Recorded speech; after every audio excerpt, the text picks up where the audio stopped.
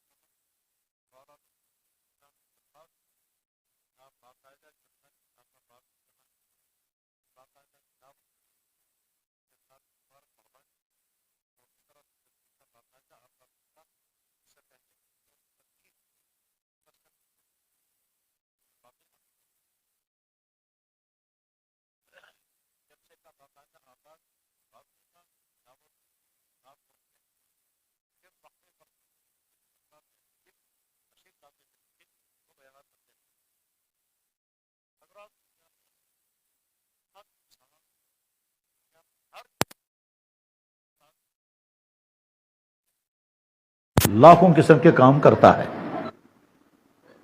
اور ان کاموں کا فیصلہ ہوتا ہے دو چیزوں سے. ہم دینی زبان میں اس کو کہیں گے نیت کیا ہے اور عمل کیسا، اور آج کی زبان میں کہیں گے انٹینشن کیسا اور ایکشن کیسا. اس کام کرنے کے پیچھے آپ کا جذبہ کیا تھا اور پھر آپ نے کام کون سا والا کیا. دینی زبان میں ہم کہیں گے کس کام کی آپ کی نیت کیا تھی. ایسا بھی ہوتا ہے کہ کام بہت عظیم الشان، نیت صحیح نہیں تو کام رد ہو گیا، اور ایسا بھی ہو سکتا ہے کہ کام معمولی ہے مگر نیت بہت بڑی ہے تو اس پر اللہ تعالیٰ شانوں کی طرف سے بڑا انعام ملتا ہے. ہم زندگی بھر ہزاروں مرتبہ دینی جلسوں میں بیٹھتے ہیں، بیانات سنتے ہیں، لیکن چونکہ بہت سارے لوگوں کی نیت صحیح ہوتی نہیں ہے اسے نفع بھی نہیں ہوتا. سنتے رہتے ہیں لیکن یہی پتہ نہیں ہم کیوں سن رہے ہیں، یہ واضح ہی نہیں کہ ہمارا ارادہ کیا ہے. اور کبھی واضح ہوتا ہے مگر وہ بھی غلط ہوتا ہے. مثلا آدمی کو پتہ ہی نہیں ہے کہ میں کیوں آیا ہوں، یا اس نے ذہن میں طے کر لیا کہ میں اس لیے آیا ہوں سننے کے لیے، پھر کیا آگے ہے میں دیکھوں گا کون کیا کہے گا. تو اس کا مطلب یہ ہے کہ یہ چیک کرنے آیا، اس کا مطلب یہ ہوا کہ یہ نمبر دینے کے لیے آیا ہے، اس کا مطلب یہ ہوا کہ یہ حساب لینے کے لیے آیا ہے کہ کس عالم نے کیا کہا اور کس کا مزیدار تھا کس کا مزیدار نہیں تھا. تو نتیجہ کیا ہوگا، یہ تبصرہ تو کر پائے گا لیکن فائدے نہیں اٹھا سکے گا. ایسا ہو سکتا ہے کہ بیچارہ خالی آیا تو خالی واپس چلا گیا. تبصرہ کرتے کرتے یہ کہے گا کہ فلاں کا بیان بہت اچھا تھا، نئی باتیں سننے کو ملی، فلاں کا بیان مزیدار تھا، فلاں کے بیان میں یہ کمی تھی. یہ تبصرہ کرے گا، تذکرہ کرے گا، اور اس کے بعد پھر کچھ کو تحسین، کچھ کو تبصرہ، کس کی تنقید کر کے واپس نکل جائے گا. جیسا آیا تھا ویسے ہی واپس چلا گیا. اور اس کے مقابلے میں اگر کوئی شخص یہ ذہن لے کے بیٹھے گا کہ میں محتاج ہوں، ضرورت مند ہوں، خامیاں قسم قسم کی ہیں، دین کا علم یا تو میں نے پڑھا ہی نہیں ہے یا پڑھا ہے یا معلومات ہیں مگر بہت کم ہیں، اور اگر کتنا ہی زیادہ پڑھا ہو پھر بھی علم کی انتہا کو کوئی پہنچ نہیں سکتا، تو میں جذبے کے ساتھ بیٹھوں گا، میں سنوں گا کہ کیا باتیں کہی جا رہی ہیں اور وہ باتیں میرے اندر ہیں یا نہیں. میں اپنا محاسبہ لوں کروں گا، میں میٹر اپنے آپ کو لگاؤں گا نہ کہ بولنے والے کو. اکثر لوگ جو ہیں وہ میٹر لگاتے ہیں بولنے والے پر، لگانا چاہیے میٹر اپنے اوپر. پھر بولنے والے کو میٹر لگا کر پھر فیصلہ کرتے ہیں قسم بیان کیوں کیم کیا بول، اور نتیجہ یہ ہوتا ہے کہ وہ تبصرہ کر کے نکل جاتا ہے اور اپنے آپ سامنے آتا ہی نہیں.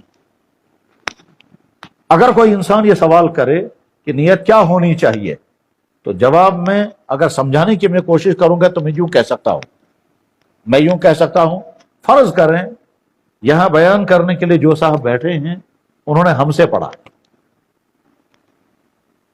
ہم سے انہوں نے سیکھا ہے، ہمارے شاگرد رہے ہیں، انہوں نے وہاں مثلا تفسیر بھی پڑھی، حدیث بھی فقہ بھی پڑھا، اصول فقہ بھی، سارے علوم ہم سے پڑھے، اور اب وہ بیان کرنے کے لیے بیٹھا ہے اور ہم سننے والوں میں بیٹھے۔ اس وقت ہماری نیت یہ نہیں ہونی چاہیے، یہ خیال نہیں آنا چاہیے یہ ہم کو کیا بیان کرے گا، یہ تو ہمارا شاگرد ہے۔ اور اتفاق کی بات یہ کہ وہ جو بیان کرنے کے لیے بیٹھا ہے وہ حدیث یاد ہے مجھے، فلاں دن میں نے پڑھائی تھی، اور اس کی ساری تشریح وہی ہے جو ہم نے خود کی تھی، اور وہی یہ بولنے لگا ہے۔ تو اس وقت ہماری نیت کیا ہونی چاہیے؟ جواب، یہ نیت ہرگز نہیں ہونی چاہیے کہ یہ میرا شاگرد ہے، آپ کو کیا سنائے گا، نہیں، ہماری نیت یہ ہونی چاہیے جو یہ اللہ کا بندہ اس وقت بول رہا ہے، یہ اللہ اور اللہ کے نبی کا حکم ہمیں سنا رہا ہے، تو سننے والا چاہے اس کا استاد کیوں نہ ہو، اس کو فوراً اپنے اوپر فٹ کرنا ہے۔ کیا فٹ کرنا ہے؟ کہ یہ جو کہہ رہا ہے میرے اندر وہ چیز ہے یا مثلا بیان کرنے والے نے بیان کرتے ہوئے کہا اللہ کے نبی علیہ السلام کا ارشاد مبارک ہے، جو آدمی مجھے دو چیزوں کی گارنٹی دے گا میں اسے جنت میں جانے کی گارنٹی دیتا ہوں۔ جو آدمی مجھے دو چیزوں کی ضمانت دے گا کہ ان کا غلط استعمال نہیں کرے گا، مَن یضمن لی ما بین لحییہ وما بین فخذیہ، اس انسان میں گارنٹی دی دون چیزوں غلط استعمال کرے نا، جو انسان مجھے گارنٹی دے گا دو چیزوں کا غلط استعمال نہیں کرے گا، میں اسے گارنٹی دیتا ہوں وہ جنت میں جانے کی۔ اور اس کے بعد پھر اس میں ہے جو دونوں جبڑوں کے بیچ میں ہے یعنی زبان، اور جو دونوں رانوں کے بیچ میں ہے یعنی پرائیویٹ پارٹ۔ اللہ کے نبی فرما رہے ہیں کہ جو آدمی مجھے گارنٹی دے گا ان دو کا غلط استعمال میں نہیں کروں گا، تو حضور فرما رہے ہیں کہ اس کو میں جنت کی گارنٹی دیتا ہوں۔ فرض کرتے ہیں یہ بیان کرنے والا جب بیان کر رہا ہے وہ حدیث اس نے ہم سے سیکھی ہے، ہم سے ترجمہ سیکھا ہے، ہم نے اس کی تشریح کی ہے اور یہ بیان کر رہا ہے، تو مجھے اگر میں اس کا استاد بھی ہوں، مجھے بیٹھ کر کے جب اس کو سننا ہے اس وقت مجھے یہ خیال نہیں آنا چاہیے میرا شاگرد ہے، اس وقت مجھے خیال آنا چاہیے اللہ کے نبی کا ارشاد مجھے سنایا گیا، میں چیک کروں گا میں اپنی زبان کو کنٹرول کر رہا ہوں یا نہیں، اور میں چیک کروں گا کہ دوسری بات جو کہی گئی ہے اس کا غلط یوز مجھ سے تو نہیں ہوا، تو مجھے یہ سوچنا ہے۔ یا مثلا اللہ کے نبی علیہ الصلوۃ والسلام نے ارشاد فرمایا، اللہ کے نبی علیہ الصلوۃ والسلام نے ارشاد فرمایا القرآن حجت لک او علیک، قرآن یا تو تمہارے حق میں بولے گا یا تمہاری مخالفت میں بولے گا۔ قیامت کے دن قرآن کھڑا ہو جائے گا اللہ کے بارگاہ میں، یا تو تمہاری حمایت میں اور یا تمہاری مخالفت میں۔ حمایت میں کھڑا ہوگا تو کہے گا یا اللہ اس کو کوئی سزا نہیں لگنی چاہیے، یہ جہنم میں نہیں جانا چاہیے، اس لیے کہ اس نے میرا حق ادا کیا ہے، یہ کیسے جہنم میں جائے گا۔ اور اگر ہم نے قرآن کا حق ضائع کیا ہوگا تو قرآن المقابلے میں کھڑا ہو کر کہ یا اللہ یہ کیسے جنت میں جائے گا، اس کو کیسے مغفرت مل سکتی ہے، اس نے میرا حق ضائع کیا۔ القرآن حجت لک او علیک، قرآن یا تو تمہارے حق میں بولے گا یا تمہارے خلاف بولے گا۔ یہ حدیث بیان کرنے والا بیان کر رہا ہے، اور سننے والوں میں بھی بیٹھا ہوں، یا مجھ جیسا کوئی دوسرا شخص بیٹھا ہے جو پڑھانے کا کام کرتا ہے، اور اس نے سنا اور سنتے ہوئے اسے خیال ہے یہ جو طالب علم یا یہ جو مولانا صاحب یا امام صاحب بول رہے ہیں یہ حدیث مجھ سے اس نے پڑھی، میں نے اس کا ترجمہ یاد کرایا، لی اور علیہ کی ساری تحقیق میں نے کرا کے دی ہے، اور لی میں کون سے حروف محذوف ہیں وہ بھی مجھ سے ہی سیکھا اس نے، پھر میں نے ترجمہ اور تشریح ساری مجھ سے سیکھی ہے۔ مجھے اس وقت یہ نہیں سیکھنا ہے، مجھے فوراً یہ دیکھنا ہے کہ میرا رویہ قرآن کے ساتھ کیسا ہے، تو قیامت کے دن قرآن میرے حق میں بولے گا یہ میرے خلاف بولے گا، حدیث مجھے وارننگ دے رہی ہے، مجھے یہ نہیں دیکھنا ہے کہ بولنے والا کون ہے۔ جب سننے والے کی نیت یہ ہوگی تو فائدہ ہو، ورنہ فائدہ نہیں ہوتا۔ فرض کرتے ہیں بیان کرنے والے نے بیان کیا اور میں نے اسے پڑھایا تھا، کتاب النکاح ترمذی شریف، کتاب النکاح بخاری شریف، کتاب النکاح کوئی اور کتاب، یا کتاب النکاح فقہ کی کتاب میں نے پڑھائی، اور اس میں نے پڑھایا تھا اسے کہ اللہ کے نبی علیہ السلام نے ارشاد فرمایا تمہیں سب سے بہتر انسان وہ ہے جو اپنی بیوی کے ساتھ اچھا سلوک کرے، ٹھیک؟ تو مجھے اس وقت یہ نہیں سننا ہے یہ بولنے والا میرا شاگرد ہے، کیا مجھے سنائے گا، مجھے فوراً یہ دیکھنا ہے کہ میرا اپنی بیوی کے ساتھ رویہ کیسا ہے، میں اچھے لوگوں میں ہوں یا خراب لوگوں میں، قطع نظر اس کے کہ یہ میرا شاگرد ہے، میرا عزیز ہے، قابل ہے، ناقابل ہے، یہ جو بول رہا ہے مجھے اس کو نہیں دیکھنا ہے، بلکہ مجھے یہ دیکھنا ہے کہ جو بات اس نے کہی وہ مجھے اپنے اوپر میٹر لگا کے دیکھنا ہے صحیح۔ جب یہ نیت ہوگی تو اس کے بعد پھر سننے کا فائدہ ہوتا ہے۔ اور اس بات کو اگر دوسرے لفظوں میں سمجھنا چاہیں تو ہم یوں کہہ سکتے ہیں کہ جب کوئی انسان بیمار ہوتا ہے اور وہ کسی ڈاکٹر کے پاس جاتا ہے تو کبھی کبھی آدمی یہ بھی نہیں دیکھتا ہے کہ ڈاکٹر ایمان والا ہے کہ ایمان سے محروم. اگر پتا چلا کہ اس بیماری کا ماہر ڈاکٹر وہ ہے جو ایمان سے محروم ہے، اس کے پاس بھی جائے گا. پھر یہ نہیں دیکھتا ہے کہ اس کی شکل کیسی ہے، یہ نہیں دیکھتا کہ اس کے اخلاق کیسے ہیں، یہ نہیں دیکھتا کہ اس کا کردار کیسا ہے، یہ نہیں دیکھتا وہ کہ یہ کوئی غلط چیزیں کھاتا پیتا تو نہیں ہے. اس نے کہا مجھے ان سے کوئی غرض نہیں، مجھے تو غرض اس سے ہے کہ میری بیماری کا چیک اپ ہو جانا چاہیے، پھر مجھے ڈائگنوز ہونا چاہیے تکلیف مجھے کیا ہے، پھر مجھے جو دوائی یہ بتائے گا وہ دوائی مجھے شوق سے پابندی سے کھانی ہے، اور جن چیزوں کا پرہیز بتائے گا مجھے ان چیزوں کا پرہیز کرنا ہے. اس جذبے کے ساتھ انسان ڈاکٹر کے پاس جاتا ہے، اس ارادے کے ساتھ، اس انٹینشن کے ساتھ، اور صحیح ہے یہ. اور اس کے بعد مکمل سرنڈر کرتا ہے ڈاکٹر کے سامنے، اپنی طرف سے کوئی تجویز نہیں، اپنی طرف سے کوئی بات سجیسٹ نہیں کرتا، آنکھ بند کر کے کہتا ہے کہ جب جو کچھ مجھے ڈاکٹر کہے گا مجھے ماننا ہے، چاہے میری عقل میں آئے یا نہ آئے، میری سمجھ میں آئے یا نہ آئے، نہیں، مجھے سرنڈر، مکمل سرنڈر کرنا ہے ڈاکٹر کے سامنے آنکھ بند کر کے، چاہے ڈاکٹر اس کا شاگرد کیوں نہ ہو، چاہے وہ ڈاکٹر اس کا مرید کیوں نہ ہو، چاہے وہ شاگرد اس کا عزیز کیوں نہ ہو. حتیٰ کہ اگر باپ ہوگا اور ڈاکٹر کے سامنے سر اٹھ جا کر بیٹھے کہ بیٹا گھر میں ہے، یہاں تو ڈاکٹر ہے. یہاں تک کہ اگر وہ ڈاکٹر ان کا مرید ہوگا اور اللہ کے فضل و احسان سے یہ مرشد ہوں گے، پیر ہوں گے، تو پیر صاحب بھی ڈاکٹر کے سامنے سر جھکا کے بہیں گے، ڈاکٹر صاحب یہ سب تیچ میں کرو، فالو کرنا ہے. کیوں؟ وہ ڈاکٹر کے عہدے پر معالج بن کر کے، اور آپ پیشنٹ ہیں، آپ استاد ہیں یا پیر ہیں یا مرشد ہیں یا شیخ ہیں یا باپ ہیں یا خسر ہیں، جو بھی ہیں وہاں گھر میں یا نہیں. اسی طرح سے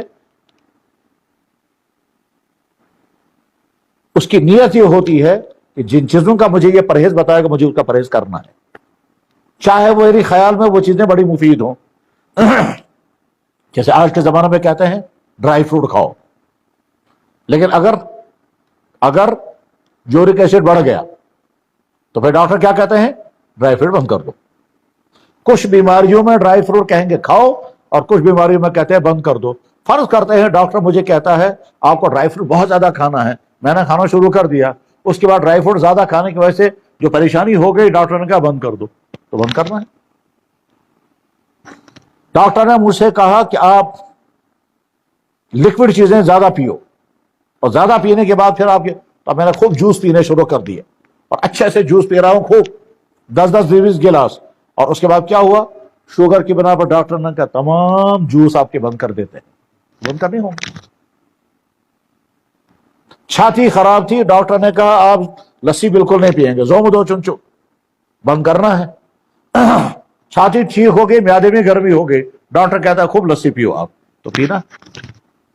ایک جگہ پر ڈاکٹر کی بات فالو کر کے کہا ہم نے زمودت بانا بند کر دیا، دوسری جگہ بس ٹھیک اسی طرح سے سننے والے کو چاہیے کہ وہ اپنی نیت یہ رکھے کہ جو مجھے بیان کرنے والا بیان کرے گا، اس میں کچھ چیزیں کرنے کو کہے گا، کچھ چیزیں بچنے کو کہے گا.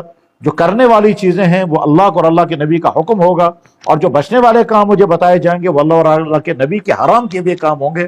مجھے کرنے والے کاموں کو توجہ سے سننا ہے، پھر چیک کرنا ہے میں کر رہا ہوں یا نہیں کر رہا. اگر کر رہا ہوں تو الحمدللہ، اور اگر کرنے میں کوتاہی سستی ہو رہی ہے تو میں کوتاہی دور کروں گا. اور اگر بچنے والے کام کہے جا رہے ہیں یہ چیز حرام، یہ چیز حرام، یہ چیز حرام، اور اگر میں اس سے بچا ہوا ہوں تو بہت شکر اللہ کا، الحمدللہ. اور اگر میں بچ نہیں پا رہا ہوں تو مجھے علاج ڈھونڈنا ہے، میں کیوں نہیں بچ پا رہا. فرض کیجئے بیان کرنے والے نے کہا اگر آنکھوں کا غلط استعمال کیا قیامت کے دن لوہے گرم کر کے تمہاری آنکھوں میں لگایا جائے گا، تو فوراً دیکھے آدمی یار مجھ سے کنٹرول نہیں ہوتا. اور آج تو بہت مشکل ہے اپنی آنکھوں کو کنٹرول کرنا، لیکن یہ تو بڑا خطرناک سزا آ رہی، تو کیا ہوگا؟ مثلا بیان کرنے والے نے کہا کہ اگر جس آدمی کے اندر حسد ہوگا ایک ذرے کے برابر، اس کے لیے سزا یہ ہے. اللہ کے نبی علیہ السلام نے فرمایا نیکیاں، حسد جو ہے وہ نیکیوں کو ایسے ختم کر دیتا ہے جیسے آگ لکڑی کو ختم کرتی ہے. اب اس نے چک کر کے دیکھا میرے اندر بڑا حسد ہے، میں فوراً جلتا ہوں، یہ آگے بڑھ گیا، مجھے فوراً حسد آتا ہے، اس کے اندر یہ خوبی ہے.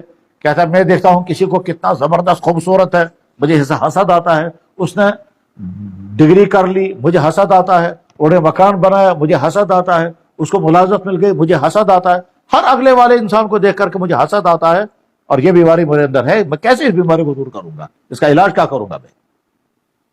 یا مثلا بیان کرنے والے نے کہا دیکھو بھائی اللہ کے نبی نے فرمایا ان یسیر الریا شرکن، چھوٹا سا ریا بھی کرو گے تو شرک ہو جائے گا۔ اب یہ کہتا ہے نماز تو پڑھتا ہوں مگر مجھے بڑا شوق ہوتا ہے، بڑی خوشی ہوتی ہے، کیا ہوتی ہے کہ لوگ مجھے دیکھیں گے کہیں گے ہاں نمازی ہے، تو میری نماز تو ہے مگر ریاکاری ہے، نماز پڑھ رہا مگر ریاکاری ہے، نماز پڑھ رہا مگر مجھے اندر ساتھ میں عجب ہے، فخر ہے میں نمازی ہوں، میں دوسرے کو دیکھ کر کے حقارت سے دیکھتا ہوں نماز چل پڑا بس پڑھا نماز، تو اپنے اندر نمازی ہونے کا گھمنڈ، نمازی ہونے کا فخر، یہ فخر جو ہے یہ بھی جرم ہے اور یہ گناہ کبیرہ ہے، اب میرے اندر یہ خرابی ہے تو مجھے خرابی، تو سننے والا فوراً اپنے آپ پر اس کو فٹ کرے جو بولنے والا بیان کر رہا ہے۔ میرے بھائیو چونکہ نیتیں ہماری صحیح نہیں ہوتی، اس وجہ سے گھنٹوں گھنٹوں کے بیانات سنتے ہیں، کوئی فائدہ ہی نہیں ہوتا، نہ معلومات کا فائدہ، نہ عملی اصلاح، نہ خامیوں کی درستگی، جیسے ہیں ویسے ہی ہیں، اور عرصہ ہو گیا بیانات سنتے سنتے جیسی تبدیلی آنی، لیکن اسی بیچ میں بعض اللہ کے بندے بڑی توجہ کے ساتھ سنتے ہیں، فوراً تبدیلی آتی ہے، اعمال شروع کر دیتے ہیں، گناہوں سے توبہ کرتے ہیں، اور واقعی ایسا بھی ہوتا ہے۔ میں نے ابھی چند دنوں پہلے کوچنگ سینٹر میں بیان کیا، آج جب انہوں کو بتایا کہ لڑکوں اور لڑکیوں میں آج کے زمانے میں کیا کیا خرابیاں ہوتی ہیں اور ان خرابیوں سے اپنے آپ کو بچاؤ، تو جو ہی وہاں بیان کر کے نیچے آئے چائے پینے کے لیے بیٹھے تھے، دو لڑکے آ گئے، انہوں نے کہا جناب ہم توبہ کرنا چاہتے ہیں، پھر بتایا ہم نے یہ غلطی کی یہ غلطی کی یہ غلطی کی، اور فوراً توبہ کر، اور توبہ کرنے کے بعد پھر ان کو شیطان اب اٹیک کر رہا تھا، شیطان اٹیک کر رہا تھا، وہ اٹیک انہیں سنایا، کہنے لگا جی ہم تو توبہ کر چکے اب، مگر اب ہمارے دل میں خیال آ رہا ہے کہ اس دھوکہ دن چکا غلط، ان کو دھوکہ دینا ٹھیک نہیں رہے گا، اور دوسرا کہتا تھا دھوکہ تو خیر نہیں ہے لیکن میں نے سنا ہے کہ کیسے دل پھٹ رہا ان سے برس مشکل، تو ایسا نہ ہو کہ ان کا دل ٹوٹ جائے گا، میں نے کہا ہاں یہ دوسرا شیطان کاٹے گا۔ غرض یہ کہ سننے والے سنتے ہیں، فوراً اپنے پر فٹ کرتے ہیں، سدھار کرتے ہیں، اور ہمارے بہت سارے ہمارے دوستوں کے سامنے ایسے لوگ ہیں جن کی زندگی پہلے کچھ اور تھی اور اب کچھ اور ہے، پہلے فیشنوں کی زندگی تھی اب سنت والی زندگی ہے، پہلے دین سے دوری کی زندگی ہے اب دین والی زندگی ہے، پہلے جن چیزوں سے نفرت کرتے تھے آج ان کو گلے لگائے ہوئے ہیں، یہ وہی ہے، محنت کرنے والوں نے محنت کی، توجہ سے آپ نے سنا، فائدہ اٹھایا اور تبدیلی آ گئی۔ میرے بھائیوں یہ اتنا اہم ترین مسئلہ ہے، اتنا اہم ترین مسئلہ ہے کہ امام بخاری رحمہ اللہ تعالیٰ نے جب اپنی کتاب لکھنے کا ارادہ کیا، جس کتاب کو اللہ نے اتنی مقبولیت عطا فرمائی ہے کہ کہتے ہیں دنیا کی حدیث کی تمام کتابوں میں سب سے صحیح ترین کتاب بخاری شریف، ویسے بار بار شاید کبھی بیان ہوا ہوگا کہ بخاری شریف کا نام بخاری شریف نہیں ہے، یہ تو زبانوں پر آ گیا بخاری شریف، ورنہ کتاب کا نام ہرگز یہ نہیں ہے۔ کتاب جو امام بخاری رحمہ اللہ اپنی کتاب کا نام رکھا وہ کچھ اور ہے، وہ تو یاد کرنے میں بھی وقت لگتا ہے، وہ پورا نام جب یاد کریں گے، وہ کتاب کا نام ہے الجامع الصحیح المختصر المسند المختصر من امور رسول اللہ صلی اللہ علیہ وسلم وسننہ وایامہ، اتنا لمبا نام امام بخاری نے رکھا تھا اپنی کتاب کا، اور اس امت میں جو چند عظیم ترین شخصیات گزری ہیں ان میں سے ایک وہ شخص بھی تھا جس کا نام تھا محمد، اور محمد یہاں کشمیر میں نام اگر محمد رکھتے ہیں لوگ کہتے ہیں محمد ناؤچن آزم تھا، امام بخاری کا نام محمد تھا، ان کے والد کا نام اسماعیل ہے، وہ بخارا کے رہنے والے تھے۔ تو جب انہوں نے حدیث کی کتاب لکھنے کا فیصلہ کیا، بخاری شریف جس کو ہم کہتے ہیں 16 سال میں کتاب مکمل کی ہے، اور وہ 16 سال کی عمر تھی کتاب لکھنی شروع کی، 16 سال لگ گئے، 32 سال کی عمر تھی تو کتاب کمپلیٹ ہو گئی۔ خیر، اور کتاب لکھنی شروع، تو اس بیچ میں کہاں کہاں انہیں سفر کیے ہوں گے، مکہ، مدینہ، اچھا مدینہ شریف میں مسجد نبوی میں بیٹھ کر کے اس کا ایک اہم ترین کام انہوں نے کیا ہے مسجد نبوی میں، وہ بھی ریاض الجنہ میں، ریاض الجنہ تب مسجد کا وہ حصہ، مدینہ طیبہ میں مسجد نبوی کا وہ حصہ جس حصے کا نام اللہ کے نبی نے فرمایا یہ ریاض الجنہ ہے، ریاض الجنت کا مطلب جنت کا باغ، جو آدمی اس میں چلا گیا وہ ضرور جنت میں جائے گا، تو اللہ تعالیٰ ہم کو وہاں جانا نصیب کرے اور وہاں بیٹھنا نصیب کرے، ریاض الجنہ۔ آپ نے فرمایا، اللہ کے نبی نے فرمایا ما بین بیتی و منبری روضۃ من ریاض الجنہ، میرے گھر اور ممبر، میرے ممبر کے درمیان کا حصہ جو ہے وہ جنت کا باغ ہے۔ اس میں بیٹھ کر کے امام بخاری نے حدیث کی کتابوں کے عنوانات لگائے اور حدیثیں درج کی ہیں مکہ شریف میں، اور ایک حدیث درج کرنے سے پہلے وضو کرتے تھے، نہیں غسل کرتے تھے، 2 رکعت نماز پڑھتے تھے، پھر ایک حدیث درج کرتے تھے۔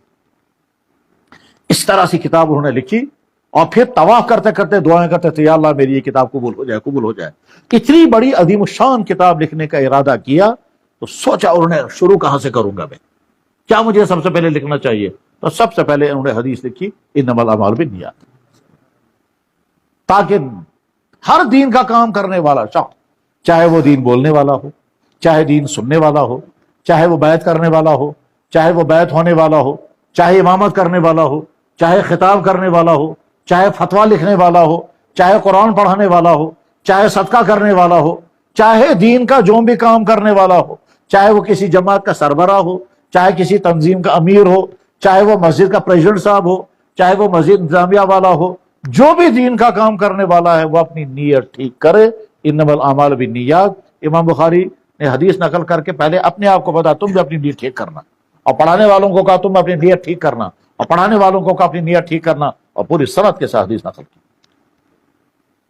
ہم جب پڑھتے یا پڑھاتے ہیں تو کیا کہتے ہیں؟ ہم کہتے ہیں امام بخاری نے کہا حدثنا حمیدی، مجھے حدیث سنائی ہے امام حمیدی نے۔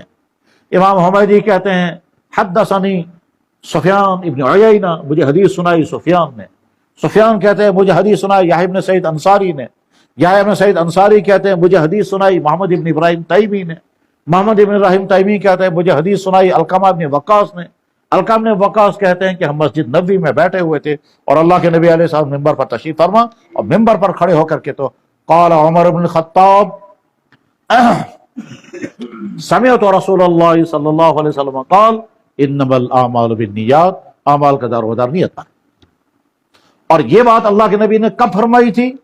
جب ایک صحابی نے مکہ شریف سے مدینہ ہجرت کی، ایک صحابی نے مکہ شریف سے مدینہ کے لیے ہجرت کی، اور ہجرت اس زمانے کا سب سے عظیم عمل تھا، سب سے قیمتی عمل تھا، جنتی بننے کی ضمانت تھی ہجرت کرنے کے نتیجے میں، مگر اس صحابی نے ہجرت کی کیونکہ مدینہ شریف میں اس کو یا تو کسی عورت کے ساتھ نکاح کرنا تھا اور یا پھر کوئی بزنس کا مسئلہ تھا، اس لیے انہیں ہجرت کی۔ تو اللہ کے نبی علیہ السلام کے سامنے جب مسئلہ آیا تو آپ نے فرمایا بھائی جس نے اللہ اس کے رسول کے لیے ہجرت کی ہے اس کی ہجرت اللہ اس کے رسول کے لیے ہے، اور جس نے دنیا کمانے کے لیے یا کسی عورت سے نکاح کرنے کے لیے ہجرت کی ہے اس کی ہجرت اسی کے لیے۔ تو میرے بھائی، ہر شخص چاہے وہ دین پڑھانے والا ہو، چاہے امامت کرنے والا ہو، چاہے فتویٰ لکھنے والا ہو، چاہے تقریر کرنے والا ہو، چاہے وہ مسجد کا ذمہ دار ہو، جو بھی کام انسان کرے نیت ٹھیک ہونی چاہیے۔ نیت ٹھیک نہیں ہوگی، عمل ایکشن اگر اچھا ہوگا، نیت ٹھیک نہیں ہوگی تو اس عمل کا کوئی فائدہ نہیں ہوگا۔ اور یہ تو اور اچھی طرح سے آپ سمجھ سکتے ہیں، آج نائیوں کی دکانوں پر جو آج کے کٹوں کے فوٹو لگے ہوئے ہیں ان میں آپ نے دیکھا ہوگا داڑھیوں والے بھی ہوتے ہیں، اور اس فیشن کی بنیاد پر اگر کوئی لڑکا داڑھی رکھے گا تو کیا اس کو سنت کا ثواب ملے؟ نہیں، بات تو داڑھی تو اس نے رکھی اور ایک مٹھی برابر رکھی ہے کیونکہ فوٹو وہی دکھا رہا ہے وہاں، لیکن صاحب کیونکہ آپ کا انٹینشن ہی کچھ اور ہے، آپ یہی عمل کر رہے ہیں مگر آپ کی نیت کچھ اور ہے تو کوئی ثواب نہیں۔ ہم سے لوگ مسئلہ پوچھتے رہتے ہیں عورتیں کٹ کر سکتے ہیں بال کا یا نہیں؟ تو ہماری کتاب میں لکھا ہوا ہے کہ عورت سے پہلے پوچھو تم کٹ کیوں کرنا چاہتی؟ ایک عورت ہے وہ یہ کہتی ہے میرے بال بہت لمبے ہو گئے اور میں کنگھا کرتے کرتے مجھے ہاتھوں میں درد ہو جاتا ہے، ذاتی چند مسئلہ، اور بہت درد ہوتا ہے، اس لیے اخیر میں تھوڑا سا کٹ کرنا چاہتی ہوں۔ تو جواب ہے اجازت، کیونکہ ازواج مطہرات نے کٹ کیا ہے، حج میں بھی کٹ کیا جاتا ہے۔ اور دوسری ایک عورت کہتی ہے میں کٹ اس لیے کروں گی کیونکہ فیشن ہے، تو جواب ہے گا حرام۔ چھاتی خراب ہوتی ہے، بہت ساری دوائیاں ایسی ہیں کہ ان میں الکوہل ملایا جاتا ہے، چھاتی کے ٹھیک کرنے کی دوائیاں، ٹانکس میں الکوہل ملا ہوا ہوتا ہے، اور جب آپ 2 ڈھکن پئیں گے تو بہت نیند آئے گی۔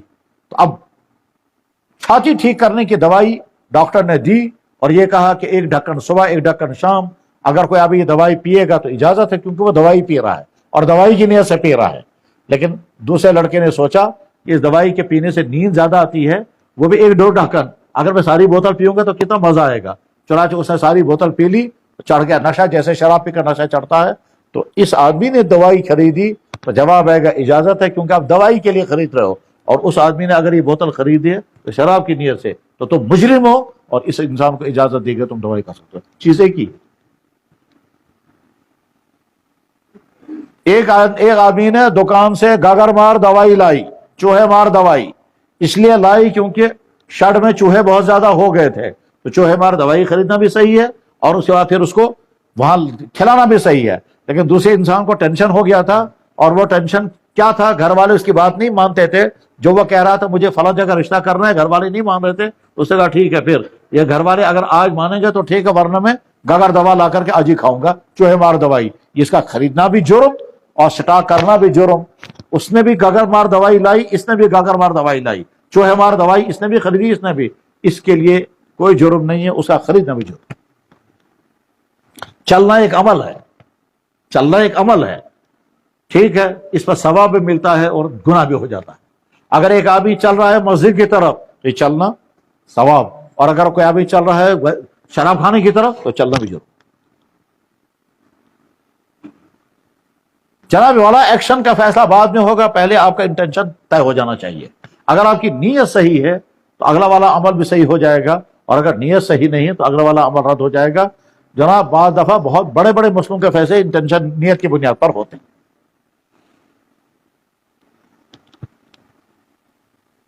میں نے جب اپنی زندگی کا پہلا فتویٰ لکھا، جب دیوبند سے فارغ ہو کر کے جب میں آیا کشمیر، اور اب مجھے کہا گیا کہ اب تم کو فتوے کا کام کرنا ہے، تو سب سے پہلا سوال جو مجھے بھیجا گیا وہ یہاں سری نگر سے کسی نے سوال بھیجا تھا، ہاپس پھول اگانا جائز ہے ناجائز؟ میں سمجھا ہی نہیں، یہ ہاپس پھول یہ کیا گو، نہ ہم نے دیوبند میں کبھی پڑھا تھا، نہ سنا تھا، نہ کئی کتابوں میں کچھ۔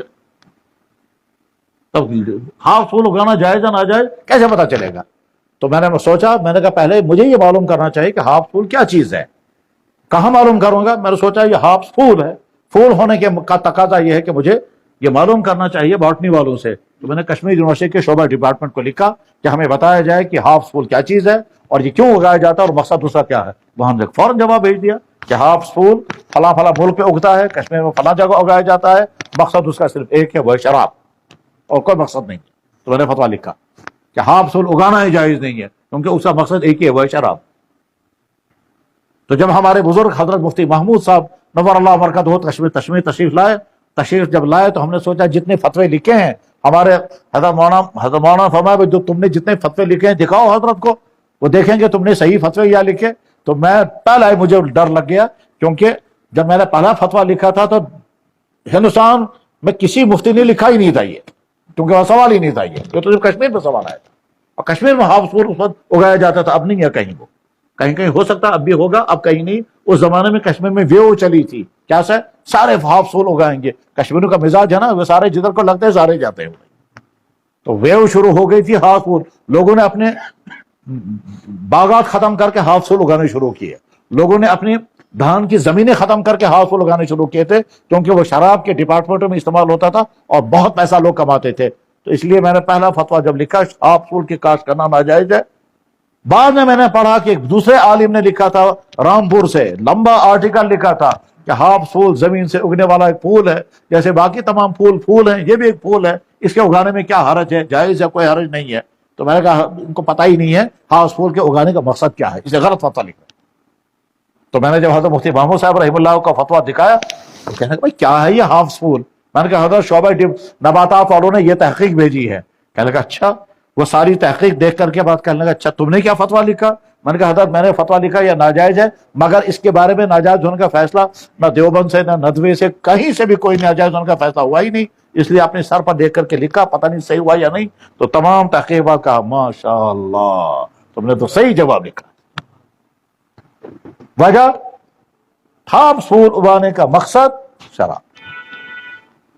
جناب والا ایک آدمی اپنے کھیت میں انگور اگا رہا ہے تاکہ لوگوں کو پھل مہیا کرے، تو انگور اگانا جائز ہوگا، اور اگر کسی شخص نے انگور اگائے تاکہ شراب فیکٹری کو انگور سپلائی کرے تو انگور اگانا ناجائز، کیونکہ آپ کی انٹینشن صحیح نہیں۔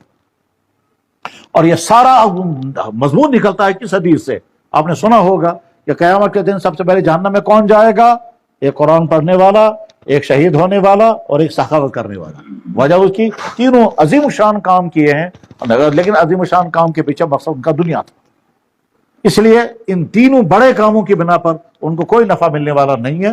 جناب والا کبھی ایسا ہوتا ہے، اللہ تعالیٰ بچائے، بیان کرنے والا مولانا صاحب یا واعظ یا خطیب یا مقرر یا لیکچرر یا زبردست جو بھی ہے، شاندار بیان اس نے کیا اور سننے والوں نے فائدہ اٹھایا، سننے والوں کو نفع ہوا، ان کے دین کا نفع ہوا، ان کے معلومات کا نفع ہوا، لیکن بیان کرنے والا کا انٹینشن صحیح نہیں تھا۔ اس کا مقصد یہ تھا لوگ میری تعریف کریں گے، لوگ مجھے واہ واہ کریں گے، اس لیے اچھے سے اچھا بیان کر رہا تھا اور اس کے لیے اس نے تیاری بھی کی تھی۔ تو کیا ہوگا؟ اللہ معاف فرمائے، اگر معاف نہیں فرمائیں گے تو قیامت کے دن جناب والا بیان کرنے والے کو سزا لگے گی اور سننے والوں کو انعام ملے گا، کیونکہ سننے والے کی نیت تھی بوجھ پکر بعمل، اور بولنے والے کی نیت ہے میں بولوں گا اور واہ واہ سنوں گا اور میری تعریف کریں گے اور پھر میرا احترام ہوگا۔ تمہاری نیت صحیح نہیں تھی، بولا تم نے دین، نیت صحیح نہ ہونے پر تمہیں سزا ملے گی، اور وہ بیچارے اس کی نیت صحیح تھی میں سنوں گا اور عمل کروں گا، تو نتیجے میں اس کو انعام ہی انعام ملے گا۔ تو میرے بھائی، جب بھی دین کی مجلس میں آنے کا موقع ملے، ایک تو پہلا شکر پڑھنا چاہیے۔ مان لیجیے آپ یہاں نہیں ہوں گے تو کیا کریں گے؟ گلیوں میں پھریں گے، گھر میں ہوں گے، ہاتھ میں موبائل ہوں گے، اسی طرح سے آپ کی شام گزر جائے گی اور اس پورے وقت کا کوئی فائدہ نہیں۔ اور اس کے مقابلے میں آپ دین کے مجلس میں آ گئے تو شیطان کو تو پہلی پریشانی ہوگی، یہ آیا کیوں یہاں؟ یا اگر وہاں رہتا تو بہت اچھا تھا، وہ بھی وہاں عیدگاہ میں جا کر کھیلتے تو بہت اچھا تھا، یا کہیں فیس بک پر ہوتے تو بہت اچھا تھا، لیکن جب آپ نے اس کو لات مار کر کے دین کے مجلس میں آ گئے، بہت اچھا ہوا۔ اب دین کی مجلس میں آنے کے بعد پھر اب شیطان کوششیں کرے گا اس کی نیت میں خراب کر دو۔ اب آپ بیٹھ گئے، بیٹھنے کے بعد آپ نے معلوم کیا کس کس نازی تھی، تو فلاں مولانا صاحب بھی آئیں گے، فلاں بھی آئیں گے، فلاں بھی آئیں گے، ٹھیک ہے میں سنوں گا کس کا بیان کیسا ہوگا۔ جو ہی آپ کے ذہن میں خیال آ گیا تو شیطان نے آپ کو بٹخور لگایا، شیطان نے ایسا بند لگایا آپ کو کیا کہ آپ کا انٹینشن بدل دیا کہ تم چیک کرو کس مولانا صاحب کا بیان کیسا ہوگا، کم اس تو کوشر اصل بولوں کیمون کا نور کا تھا، بس جو ہی خیال آئے گا تو اب آپ بیٹھیں گے، توجہ سے سن رہے ہیں، کیوں سن رہے ہیں توجہ کے ساتھ؟ بوس قسم بیان کیوں سو؟ تو ساری توجہ چلی گئی چیک کرنے پر، اور ساری توجہ چلی گئی اس بات پر کہ میں نمبر دوں گا بعد میں، فلانے مولانا صاحب کا بیان زیادہ اچھا تھا، فلانے کا نہیں، تو آپ نمبر کے لیے بیٹھے ہیں، اور اس کے بعد کیا ہوگا؟ آپ اپنے آپ کو فٹ کریں گے ہی نہیں جو بیان کرنے والا بیان کر رہا ہے۔ اسی مثالیں ہوتی ہیں۔ ہمارے بعض سکول والے بچوں کا پروگرام کرتے ہیں اور اساتذہ جو ہیں وہ خوب تیاری کراتے ہیں، تو ایک بچوں کو دیں گے بیان، آپ ماں باپ کی خدمت، اس پر تقریر کرو، دوسرے بچوں کو کہے گا ڈرگز کی خرابیاں، تیسرے بچوں کو دیں گے نوجوانوں کا بگاڑ، چوتھے بچوں کو دیں گے اخلاق۔ غرض ایک اچھے اچھے ٹاپک پر اچھے اچھے بیانات ریکارڈ کراتے ہیں، یاد کراتے ہیں، پھر بچے بہت محنت سے یاد کرتے ہیں، اس کے بعد وہ تقریر کرے گا، اور ادھر سے ٹیم بیٹھی ہوتی ہے 2-3 آدمیوں کی، آپ چیک کرو، اور چیک کرنے کے بعد دیکھو جی کون فرسٹ آیا کون سیکنڈ آیا، ان کو ہم پرائز دیں گے، انعام دیں گے، اور پرائز کے لیے کتابیں تیار۔ تو یہ جو سننے والے ہیں یہ دیکھ رہے ہیں کس کا بیان اچھے سے اچھا ہو رہا ہے، کس کی یادداشت اچھی ہے، کس کے اندر، وہ سب اسی میں دیکھ، وہ نہیں دیکھے گا بیان یہ کیا کر رہا، میں اپنے اوپر فٹ کروں۔ میں اس کی مثال بتاتا ہوں، ہم ایک کالج میں گئے، وہاں لڑکوں کا پروگرام تھا، میں بھی تھا اس میں، تو 3 آدمی بیٹھے ہوئے تھے ٹیچر حضرات، وہ چیک کرنے کے لیے، اور آخر میں ان کو نمبر دینے تھے۔ تو ایک بچے نے تقریر کی والدین کے حقوق، والدین کو خوش کرنا، اور اس بچے کو فرسٹ پرائز ملا، ٹھیک ہے۔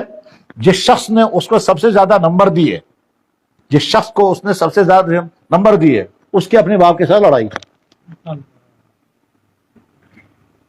وہ ماں باپ کا نافرمان ہے خود، ٹھیک، ماں باپ کا نافرمان ہے۔ کیا نافرمان ہے؟ اس کو کہیں لو میرج کرنا تھا، باپ مانتا نہیں تھا، باپ مانتا نہیں تھا، وہ وہاں سے نکل کر کے اس نے کیا اپنی مرضی کے مطابق، تو باپ اس کا ناراض ہے۔ بچہ تقریر کر رہا ہے، ماں باپ کو خوش کرنے کا حکم، وہ اس کو فرسٹ پرائز دے رہا ہے، لیکن یہ نہیں دیکھ رہا ہے کہ بچہ کیا کہہ رہا ہے جو میری زندگی میں ہے، خیال ہی نہیں آیا اس کا کہ یہ تو مجھے کہہ رہا ہے نا، مجھے سمجھنا چاہیے کہ میرے لیے بیان ہو رہا ہے، کیونکہ خامی جو بہتا رہا وہ میرے اندر خامی، خیال ہی نہیں آیا۔ نمبر کیسے اصل تقریر، نہ بھولا اس کو، نہ گھبرایا، نہ کچھ نہیں، فرسٹ نمبر دیا۔ یہ ہے توجہ نہ ہونے کا نتیجہ۔ تو میرے بھائی نیت ٹھیک کرنی چاہیے، جب بھی دین کے مجلس میں آئیں اور اس وقت جب ہم دین کے مجلس میں بیٹھے ہیں، انشاءاللہ شام تک عشاء تک آپ دین کی گفتگو سنیں گے اور مختلف حضرات اہل علم آئیں گے. اللہ نے کس کو کتنا علم دیا ہے، کس نے کتنی محنت کی ہے، پھر کس کی قوت کلام کیسی ہے، اپنی اپنی.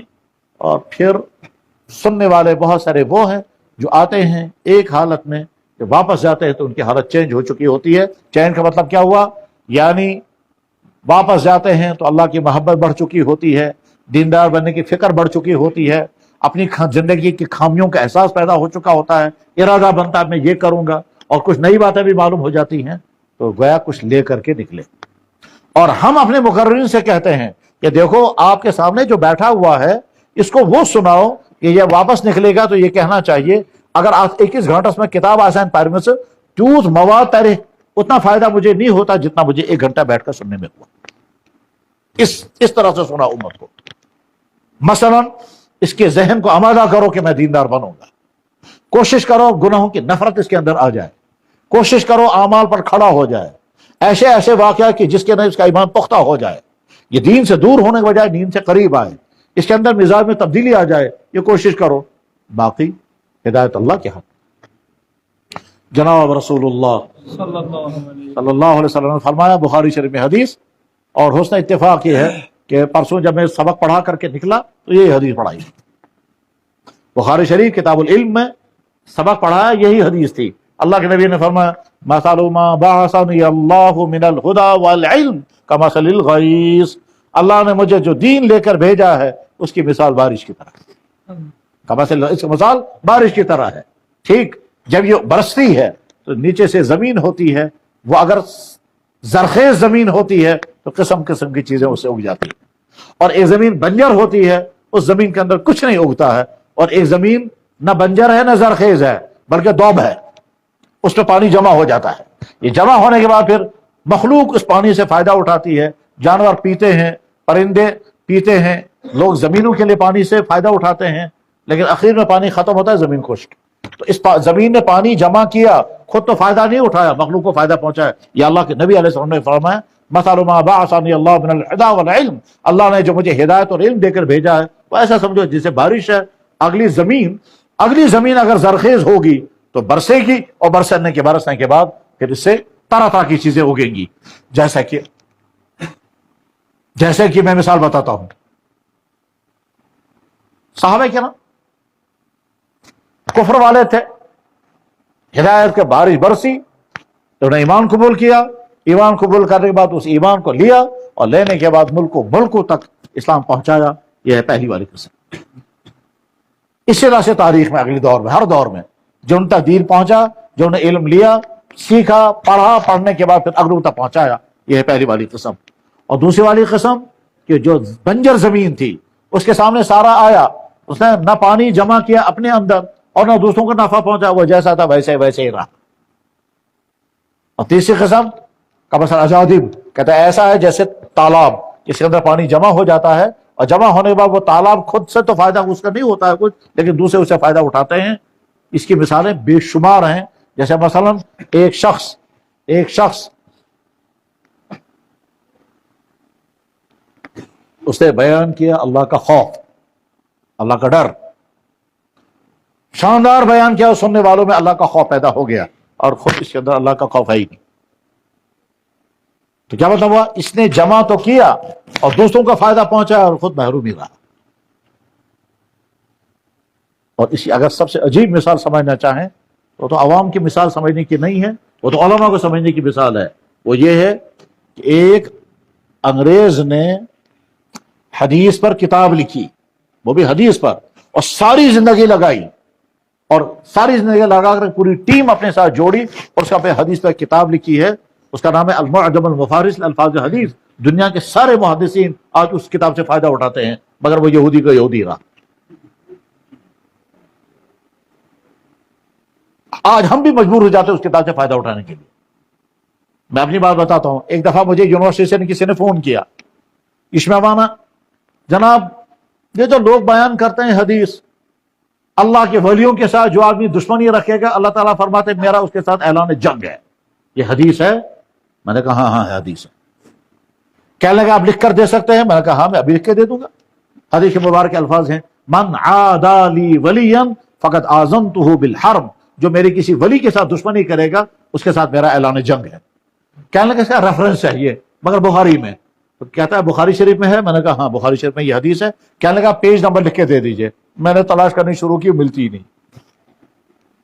یقین ہے کہ کتاب میں حدیث موجود ہے، مگر کتاب حدیث مل نہیں رہی۔ تقریباً ایک ہفتے تک میں حدیث ڈھونڈتا رہا، حدیث ملتی نہیں، اور یقین تھا کہ بخاری شریف میں حدیث ہے۔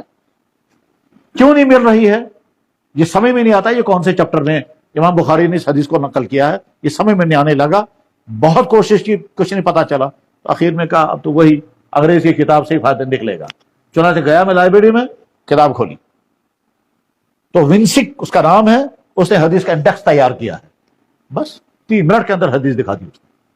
کتاب کھولی، کتاب کھولنے کے بعد من عادى لی ولیا حدیث نکل گئی، نیچے لکھا ہے بخاری شریف پیج نمبر فلاں، مسلم شریف باب نمبر یہ، ابو داؤد شریف، تمام بڑی بڑی حدیث کی کتابوں کا انڈیکس اس نے تیار کیا۔ ساری زندگی لگائی حدیث پر، مگر خود اسلام قبول کرنے سے محروم رہا۔ آج دنیا میں جتنے حدیث کے سکالر ہیں، چاہے وہ علماء ہوں چاہے یونیورسٹیوں کے سکالر ہوں، حدیث کے سلسلے میں اس کتاب سے فائدہ اٹھا رہے ہیں۔ ہم بھی اپنے شاگردوں سے کہتے ہیں جب تمہیں حدیث نہیں ملے گی تو آخر میں طریقہ وہی ہے، کیا؟ ونسک کی کتاب المعجم المفرد الفاظ حدیث سے فائدہ اٹھاؤ، فوراً تم حدیث ڈھونڈ لو گے، اور ہر کتاب کا حوالہ دے کر کے بتائے گا کون کون سی کتاب میں حدیث ہے۔ تو اس نے علم حدیث اپنے اندر جمع تو کر لیا، اب ایمان والے فائدہ اٹھا رہے ہیں، خود محروم۔ بہرحال جب بھی میرے بھائیوں دین کی بات سننے کے لیے بیٹھیں تو اپنی نیت کیا کرنی چاہیے؟ ہم بیٹھ کر سنیں گے، ہمیں یہ نہیں دیکھنا ہے کہ مولانا صاحب کو بیان کرنا اچھا آیا یا نہیں، ہم یہ دیکھیں اس نے کیا کیا باتیں بیان کی ہیں۔ اگر ایمان والی باتیں بیان کی ہیں تو اس کی وجہ سے میرے ایمان میں پختگی، مضبوطی آ جانی چاہیے، اور اگر اعمال والی بات بیان کی ہے تو کرنے والا کام جو بتا رہا ہے وہ میں کر رہا ہوں یا نہیں، اور اگر حرام کام یہ بتا رہا ہے فلاں فلاں چیز حرام ہے تو میں دیکھوں گا مجھ سے وہ کام غلطی تو نہیں ہو رہی ہے۔ بس یہ 3 باتیں دیکھنی چاہیے، اور 3 باتیں اور اپنے اوپر اپلائی کرتے ہوئے جب آپ سنیں گے تو انسان جب واپس نکلتا ہے تو فائدہ اٹھا کے واپس، جیسے ہم ڈاکٹر کے پاس سے جب واپس نکلتے ہیں اچھی طرح یاد رکھتے ہیں یہ دوائی مجھے صبح کو کھانی ہے، یہ شام کو کھانی ہے، یہ کھانے سے پہلے، یہ کھانے کے بعد، یہ کو صبح شامس، یہ کو شانگنی ویزی، ان چیزوں سے پرہیز، ان چیزوں سے پرہیز، اچھی طرح سے یاد کر کے رپیٹ کروا کر کے ہم یاد کرتے ہیں، پھر واپس آ کر کے ٹھیک اسی طرح سے کرتے ہیں، اسی طرح سے۔ میرے بھائی یہ کیسا ایمان والا آدمی ہوگا کہ جو ڈاکٹر کے کہنے پر حلال چیز چھوڑنے کو تیار ہو جاتا ہے، حلال چیز چھوڑنے کو تیار ہوتا ہے۔ ڈاکٹر نے کہا گوشت بند کر دو، دالیں بند کر دو، مجھے پاؤں میں درد ہو گیا، پاؤں میں درد ہونے کے بعد میں نے ڈاکٹر سے کہا، کہنے لگے مجھے لگتا ہے آپ کو یورک ایسڈ ہو گیا ہے تو آپ دالیں کھانا، دالیں تو نہیں کھا رہے۔ میں نے کہا میں صرف دال کھاتا ہوں، اور کل کے وہ بند کر دیں، تو گوشت بھی بند کر دیں، دالیں بھی بند کر دیں۔ میں نے کہا کرتا ہوں، ٹھیک ہے۔ دوسرے دن ٹانگوں میں درد کم ہو گیا، کہنے لگا ہاں یورک ایسڈ بڑھ گیا تھا اس وجہ سے آپ، تو دال تو حلال ہے، گوشت تو حلال ہے، مگر ڈاکٹر کے کہنے پر ہم پرہیز کرنے کو تیار ہو جاتے ہیں۔ بس ٹھیک اسی طرح سے ایمان والے کو سوچنا چاہیے اللہ اور اللہ کے نبی کے کہنے پر میں حرام چیز چھوڑنے کے لیے کیوں تیار نہیں ہو جاؤں گا؟ اگر میں حلال چیز سے پرہیز کرنے کو تیار ہو جاتا ہوں تو حرام چیز چھوڑنے کے لیے میں کیوں تیار نہیں ہوں گا؟ یہ اپنے آپ کو سوال کرنا ہے۔ میرے بھائیوں کہتے ہیں دین پر عمل کرنا مشکل ہے، دین آسان، واریاہ آسان، بہت ہی زیادہ آسان ہے، مگر شرط یہ ہے کہ آپ کرنے کو تیار ہیں یا نہیں۔ جب لوگ کہتے ہیں آج کچھ ایک دین پر پیکت، آج کون دین پر چل سکتا ہے، جب آدمی یہ کہتا ہے اس کا تو بہت مجرمانہ جملہ بول رہا ہے۔ کیا مجرمانہ جملہ؟ اس کا مطلب یہ ہوا کہ اللہ نے ایسا دین بھیجا ہے جو انسان جس پر چل ہی نہیں سکتے۔ اس کا مطلب یہ ہوا نا کہ ہم اللہ نے ایسا دین بھیجا ہے جس پر انسان چل ہی نہیں سکتا، انسان کی قوت برداشت سے باہر ہے، انسان کی عملی طاقت۔ حالانکہ اللہ تعالیٰ قرآن میں کہتا ہے میں اپنے بندوں کو ایسا حکم نہیں دوں گا جو حکم ادا کرنے کی ان کے اندر صلاحیت نہ ہو، جو کر نہ سکیں، اور اس کے باوجود میں حکم دوں گا تمہیں کرنا پڑے گا، ایسا کبھی نہیں ہوگا۔ لا یکلف اللہ نفسا الا وسعها۔ جناب آپ کے پاس مال نہیں ہے تو اللہ تعالیٰ تھوڑے کہیں گے زکوٰۃ ادا کرو۔ آپ کے پاس مال نہیں ہے، اللہ تعالیٰ نہیں حکم آئے گا حج کا ادا کرو۔ آپ کھڑے ہو کر نماز نہیں پڑھ سکتے ہیں، اللہ نہیں فرمائے گا نہیں تمہیں کھڑا ہونا لازم ہے۔ آپ وضو نہیں کر سکتے ہیں، پانی نہیں ہے تو اللہ تعالیٰ فرمانے بہت اچھا تیمم کرو۔ ہم کہتے ہیں نہیں جی آپ کا دین بڑا مشکل ہے۔ اب مشکل نہیں ہے، دین آسان ہے، اور جب انسان کہتا ہے دین مشکل ہے اور یہ چیز میں کر نہیں سکتا، اس سے زیادہ مشکل کرنے کو تیار ہو جاتا ہے۔ ٹھیک، داڑھی رکھنا مشکل ہے، فیشن کی بنیاد پر کیسے آسان ہو گیا؟ یہ ٹخنوں سے اوپر یہ ہزار مشکل ہے، یہ کٹ لگانے کو کیسے تیار ہو گئے لوگ؟ وہاں کیوں نہیں لگتا ہے یہ بڑا مشکل ہے؟ اصل چیز ہے انسان جب کرنے کا ارادہ کرتا ہے پھر کوئی مشکل نہیں رہتی ہے۔ چنانچہ وہ لوگ کہ جو آج بھی ایمان میں داخل ہوتے ہیں ان کے لیے کوئی چیز مشکل نہیں ہے، وہ شوق اور فخر کے ساتھ ایک ایک چیز پوچھتے ہیں، اور پوچھنے کے بعد پھر عمل کرتے ہیں۔ اس کو بتائیے کیسے کرنا ہے، اس کو بتائیے کیسے کرنا ہے۔ اور جب کبھی کبھی ان سے کوئی کہتا ہے آپ اتنا زیادہ سخت نہیں ہے، وہ کہتا ہے ہمیں سخت اور مشکل کا مسئلہ نہیں ہے، کبھی کبھی عجیب جواب دیتے ہیں وہ، کہا تم تو بائی چانس مسلمان ہو، ہم تو بائی چوائس مسلمان ہیں، ہم نے تو ڈھونڈا اسلام کو، اس ہم ایک ایک چیز پر عمل کریں گے، تم کو مل گیا خواہ کرو یا نہ کرو تمہارے کسی کا تھا۔ مجھے یاد ہے میں بہت پہلے جب ایک دفعہ بنگلور گیا تھا اور وہاں مجھے کچھ بھائیوں نے ملایا تھا ایک شخص سے، اس نے اسلام قبول کیا تھا، دعوت کسی نے نہیں دی اسے، اس نے خود اسلام کا مطالعہ کیا اور مسلمان بنا، اور مسلمان بننے کے بعد وہ کیا جمعے کے دن امامہ باندھ کر اور سرما لگا کر مسجد میں آتا تھا۔ تو سائنٹسٹ ایک چھوٹے والے سائنسدان ہے جو مسلمان تھا پہلے سے ہی، اس نے کہا سر یہ ضروری نہیں ہے، آپ یہ کرتے ہیں یہ بھی کوئی ضروری نہیں، سر یہ بھی کوئی ضروری نہیں۔ اس نے کہا بیٹا مجھے معلوم ہے تمہارے یہاں کوئی چیز بھی ضروری نہیں ہے، میں تو تم سے تھوڑا ہے، میں تو اپنے نبی سے پوچھتا ہوں، اگر مجھے بتائیے آپ نے کیا کیا کیا، مجھے یہ نہیں پوچھنا ہے ضروری ہے یا نہیں، مجھے تو سب کچھ کرنا ہے جو آپ نے کیا۔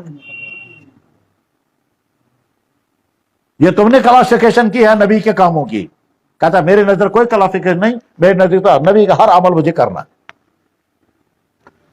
میرے بھائیوں دین کی مجلس میں ہیں، علماء تشریف لاتے رہیں گے، بیانات کرتے رہیں گے، انشاءاللہ شوق اور جذبے کے ساتھ بیٹھیں شام تک اور توجہ کے ساتھ سنیں، عمل کے جذبے کے ساتھ سنیں۔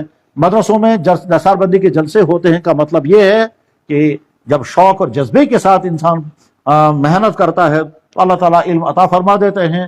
مدارسوں میں حفظ کیا جاتا ہے، مدارس میں دین پڑھایا جاتا ہے۔ شوق اور شوق سے پڑھنے والے کیا کیا کرتے ہیں اور کس طرح سے کرتے ہیں۔ ابھی چند دن پہلے میں نے واقعہ پڑھا، پہلے بھی سنا تھا لیکن پڑھا نہیں تھا، چند دنوں پہلے میں نے پڑھا اس کو تو حیران ہو گیا میں۔ جہاں کشمیر میں جو بہت عظیم عظیم شخصیات گزری ہیں، جیسے بابا داؤد مشکاتی، اس کو ساری مشکات سے بھی زبانی آتی اور اسے کہتے ہی تھے اس کو مشکاتی، کہ ساری مشکات سے بھی زبانی آتی اسے۔